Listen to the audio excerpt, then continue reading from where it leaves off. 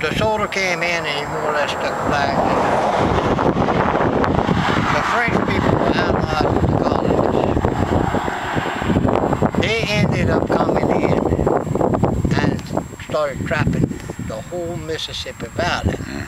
This was west of the Rocky Mountains, all the way to the other mountains, all the way up to Canada. Our French people were also up in Canada and Nova Scotia. Now when they started settling, we had New Orleans as a port city. We had Natchitoches and Washington. Now, all this was open flood way. No Chapala River, you had the Mississippi River. And you had the Tish Vermilion Waterway that would come in. And then you had the Sabine on the other side. Some kind of way the red would whip around. I know Washington as a port city, that people settled in some kind of way or another. They'd come up the Mississippi and they'd come on down through Cottonport and all of this other stuff on the high water floodways, and they'd travel in and finally hit Catawba and end up at Washington. So to truly understand the way it was, the whole total landscape of Louisiana as we know the state of Louisiana, but the whole Louisiana territory is not the same, all the way up. What happened with our French people here, England and Spain got together and they was fighting a war against the colonists and the French. Paul Revere was a Frenchman. I don't know if you know how much French influence we had throughout.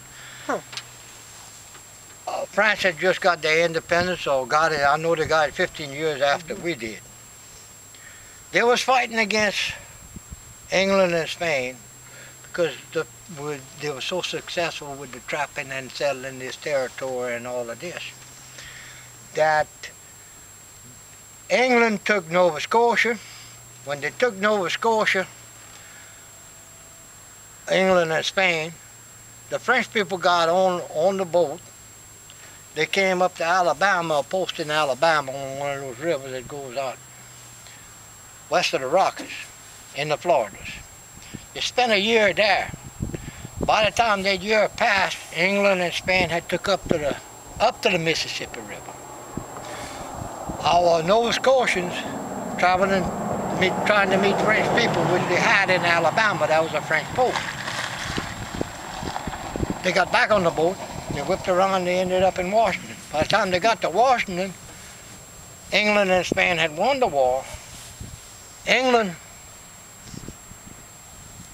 owned it, hardly all in the process. They gave it to Spain as a reward, the Louisiana Territory. Our Cajun people got off the boat, had to sign allegiance to the Spanish militia. Okay? From that, that's what you call your Cajuns, your Nova Scotians, that came on in, meeting French people and stuff. Some of them ended up in Canada. The Bronx, that's why they talk like I do, you know. That is your Cajun influence from across. Our Cajun, our French people were all throughout. You can go in and you can look up, they might call it Baudet de Leon or something. It's Bordelon to us, you know what I'm saying? Petrie, I'm a Pete. You're a Petrie? Yeah, I'm a Pete. A Pete? P-I-T-R-E. It's spelled Petrie, but it's Pete. Enunciated as Pete. That was my grandfather. I'm a Fontenot. So, so your name is what? Fontenot. Fontenot? Yeah, you would say Fontenot or whatever. Fontenot Pete. Yeah. Fontenot Pete. No. My grandpa on one side was a Pete, and my grandpa on the other side was a Fontenot. Okay, and your first name is? Larry. Larry Pete. Larry Fontenot. Larry Fontenot, okay, I'm sorry. This is Jacob Chelette, but his grandpa was my grandpa. Chelette. Chelette, but that's a German name. Now we're going to talk about the Germans coming on in and all of this other stuff. when they had the Spanish land grants. You don't have enough. I don't have enough. The Spanish land grants came in. When the Spanish land grants came in, that's when we ended up with a lot of Germans and Italians and what have you grabbing them land grants. You're going to get a lot of Germans around Leonville in that area. Picked up that 100 acres or I think it was 1,000 acres, I'm not sure, 666 acres as a grant to get these people down to settle the Spain and what have you. The French. Yeah. And all of this area here, with the mixing bowl, on this, we have a lot of Italians came in. Port cities and logging started up in the late 1800s, you know, and what have you. And those people were brought in on this indentured service, where they'd come in, they'd get these 15-year-old kids and they'd pay their way over, but they had to work for them for like 6 years before on the 7th year they got there. Going back to the Old Testament, you know, after everything 7 in years, 7, you know, yes, whatever, the 7 years that right, was over. Right. But they was getting these young kids, and that's a lot of this settling of the people throughout this area here. You better look at it realistically, that our Cajun people had nobody to wed to. Our first French people that came to, they married into the Indians. And we have 6 different nations right now in Louisiana, but there's been all the different tribes, I mean, of different nations. All I can tell you, Louisiana is, I'm running through this mighty quick for you, but go to Washington. You can also go to the library in Washington, but they have a museum. His mama works there. And they'll introduce you to one of the earlier settlements. And by the way, our Catholic church just burned down. The Catholic church burned down. Oh, I'm sorry. How old? It was church's land it was only 150. It was the second one built. The original was 1726 was the original church. Original church. They called Washington Church's Landing at that time, you know, and then it became named Washington, I guess. They had the Opelousas area. The Opelousas Indians was the trading post right by, and they trade with the Opelousas Indians.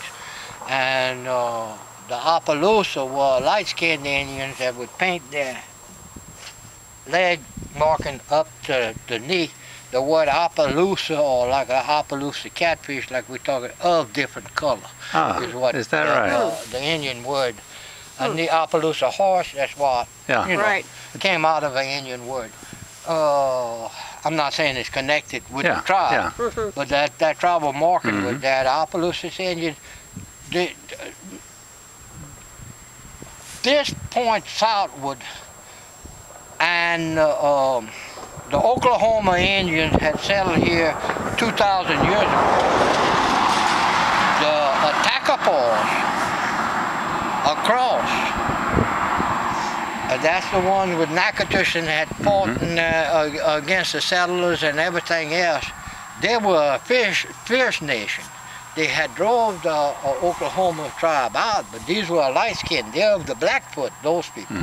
I'm just giving you, now then we also, as the Americans took over, a bunch of these tribes had to leave that reservation when they drove them down. They put them in the swamps.